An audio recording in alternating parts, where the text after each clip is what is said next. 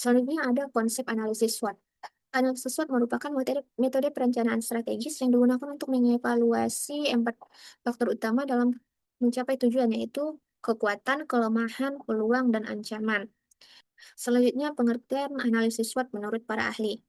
Menurut Kotler, analisis SWOT merupakan penilaian menyeluruh terhadap faktor-faktor tersebut. Menurut Pierce dan Robinson, analisis SWOT sebagai bagian dari manajemen strategis untuk membandingkan kekuatan dan kelemahan internal dengan peluang dan ancaman eksternal.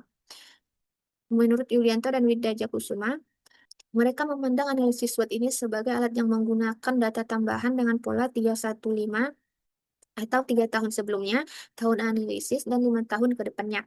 Ya, selanjutnya tips dalam menerapkan dan melakukan analisis SWOT. Yang pertama, SWOT adalah alat sederhana untuk menilai kekuatan, kelemahan, peluang, dan ancaman organisasi. Lalu, SWOT ini membantu mengoptimalkan keunggulan, mengatasi kelemahan, meminimalkan risiko, dan memanfaatkan peluang. Yang ketiga, SWOT bisa digunakan secara informal dan formal. Dan yang terakhir, lakukan analisis dengan realistis dan teliti. Poin selanjutnya yaitu strategi dan matriks SWOT.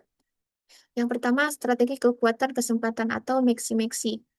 Max ini memanfaatkan kekuatan perusahaan untuk mengambil peluang yang ada. Selanjutnya, strategi kelemahan kesempatan atau mini-maxi.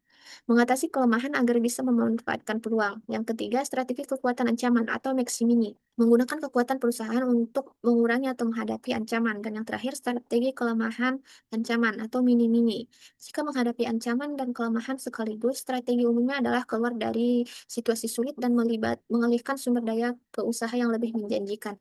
Selanjutnya jenis analisis SWOT. Yang pertama model kuantitatif dan yang kedua model kualitatif.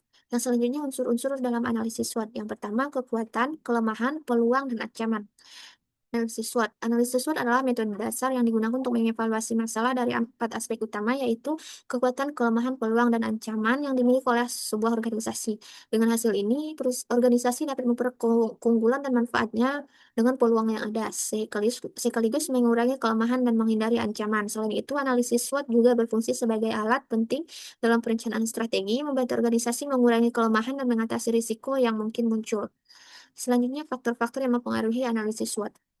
Yang pertama, faktor internal seperti ketersediaan sumber daya, kompetensi sumber daya manusia, teknologi yang dimiliki, kepercayaan publik terhadap organisasi, dan kemampuan pemasaran dan distribusi. Yang kedua, faktor eksternal seperti tren bisnis, budaya masyarakat, kondisi sosial politik dan ideologi, situasi ekonomi negara, kebijakan pemerintah, dan perkembangan teknologi. Selanjutnya, pentingnya analisis SWOT dalam bisnis.